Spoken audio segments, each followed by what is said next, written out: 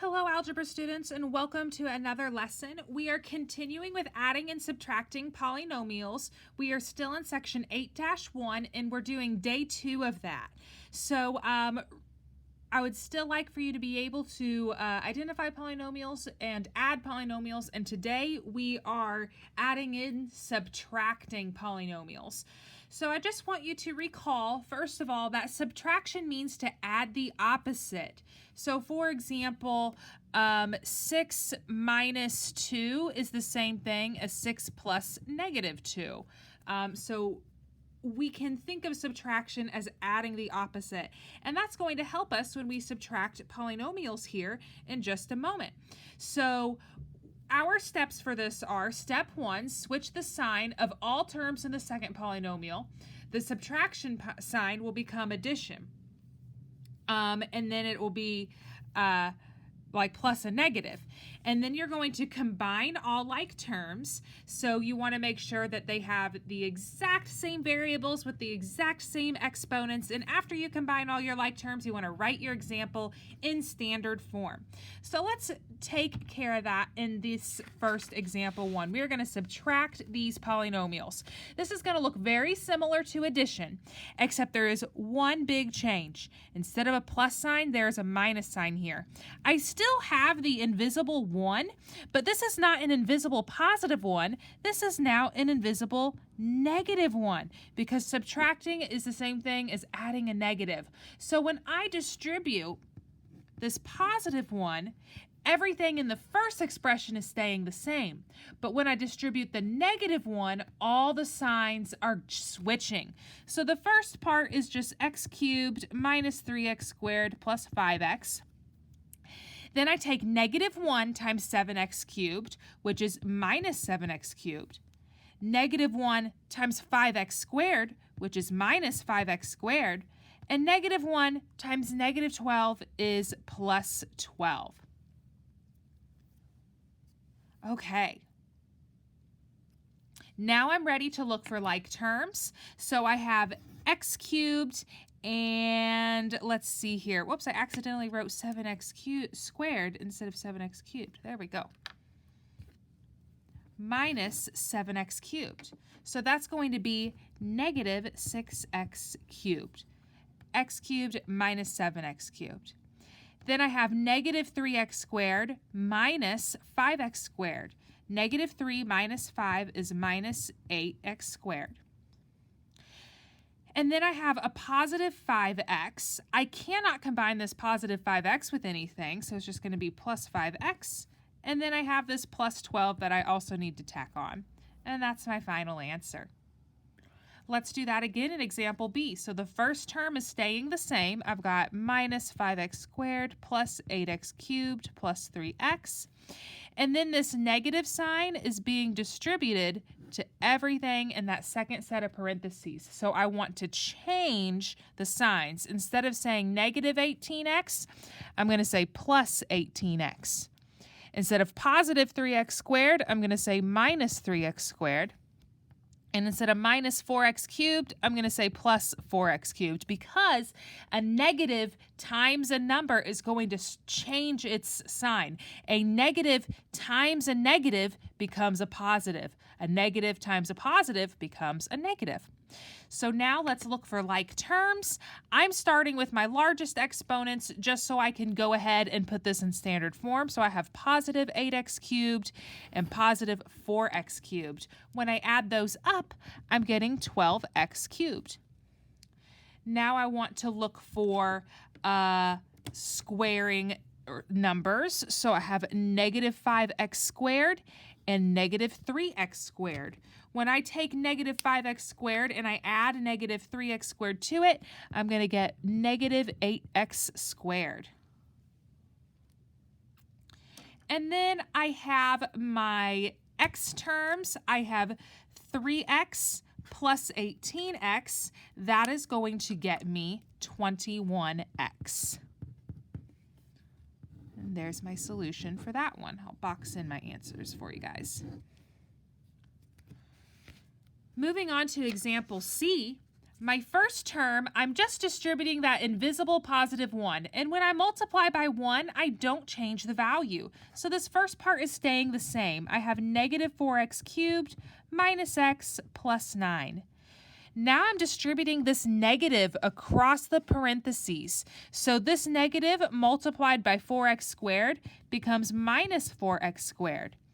A negative times x is minus x, and a negative times negative 12 becomes plus 12. Once again, I'm looking for like terms. I have negative 4x cubed. That can't be combined with anything, so I'm just going to carry it down. Then I have my x squared term. It can't be combined with anything, so I'm just carrying it down. After that, I have my x term, so I have negative x and negative x. When I combine those, I get minus 2x. These are not opposites, so they will not cancel out. If one were negative and one was positive, then they would, but because they're both negative, they're becoming negative 2.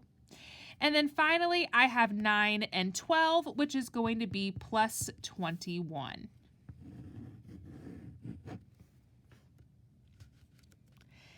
In example D, this is getting a little complicated, but just take it one piece at a time. And it definitely helps to underline or circle or box in your like terms. I'm distributing an invisible 1 to the first set of parentheses. Remember, there's that invisible 1. So when I multiply these by 1 to get rid of the parentheses, none of the values will change for this first quantity. So I'm going to have 2x squared y plus 3x cubed minus 2y. Now for the second set of parentheses, I'm distributing this negative sign. When I distribute a negative, the signs on my terms will become opposite of what they currently are. So a negative times positive 5x cubed becomes minus 5x cubed.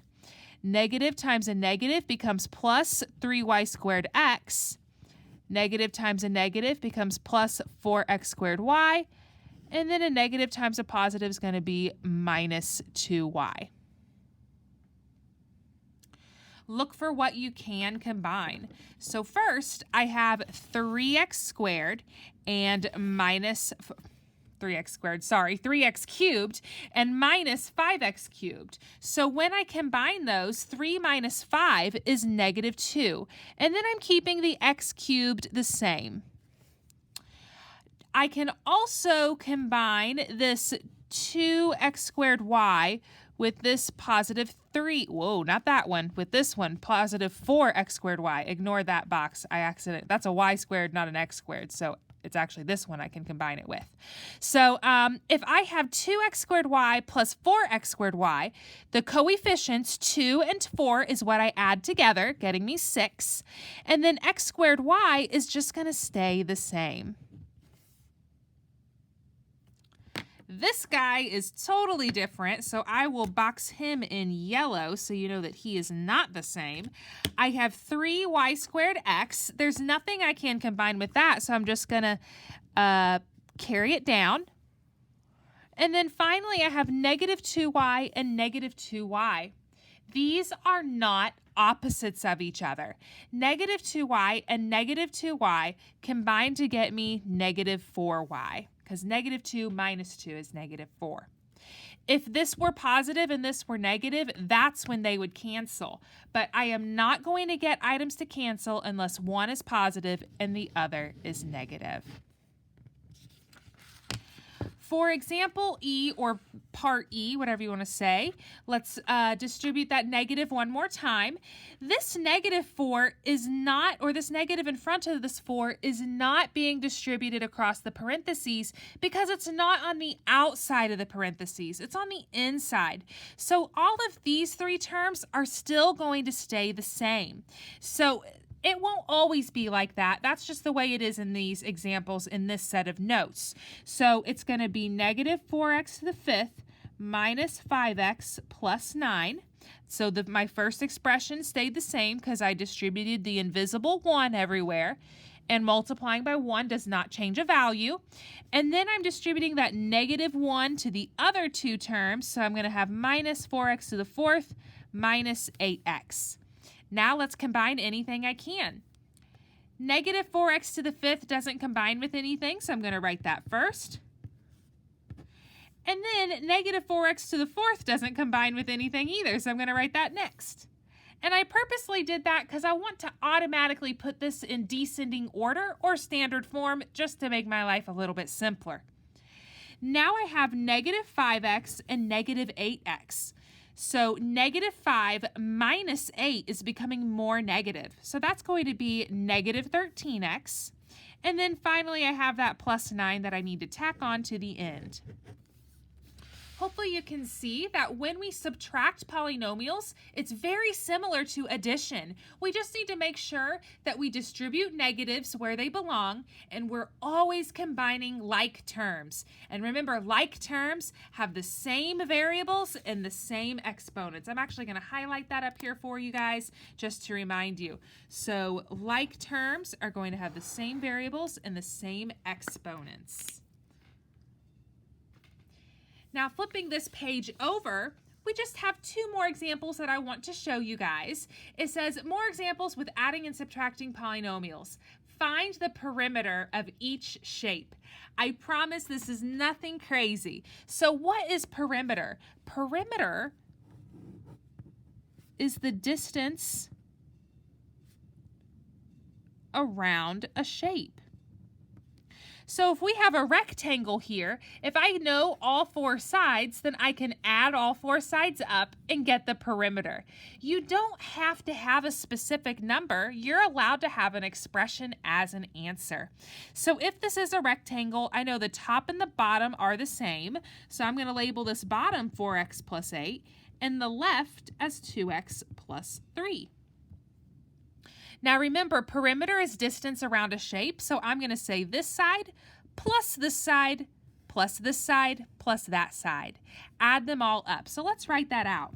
I have 4x plus 8 plus 2x plus 3 plus 4x plus 8 plus 2x plus 3.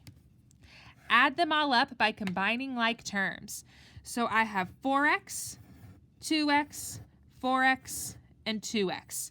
When I add these up, I am going to get 12x, because 4 plus 2 is 6, plus 4 is 10, plus another 2 is 12. So that gets me 12x.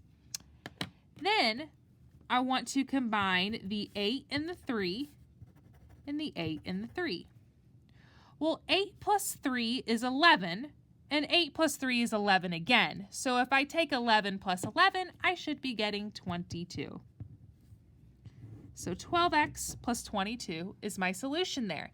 You don't have to have a specific number, remember. You can just add them up and leave it as an expression if that's as far as you can go. In this next example, I'm trying to figure out the perimeter around this shape. It's the same concept. Add up the four sides. So I'm going to have x squared minus 2x plus 1 plus x squared minus 2 plus x plus 3 plus 3x minus 4. Okay.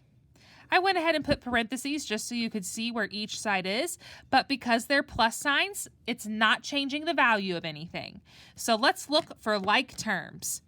I have x squared plus x squared.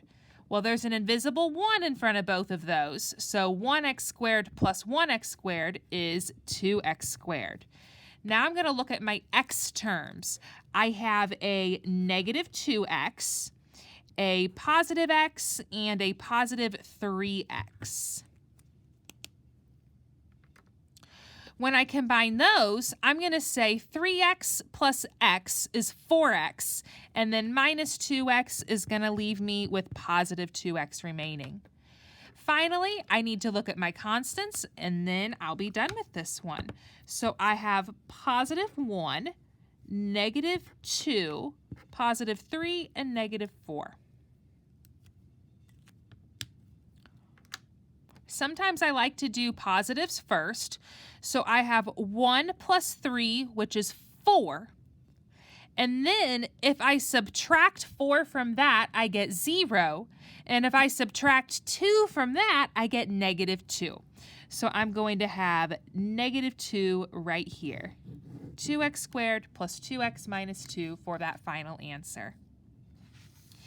Down here, you might notice the challenge problem. I'm not going to do this in the notes, but if you come to me, then I will let you know if you get it correct. This is a challenge problem just for fun to see if you're able to do it. And if you're able to do this example, then you have a strong understanding of combining like terms and adding and subtracting polynomials. So it is the same thing as what we've been doing. It's just a little more complex because there's more letters and more variables.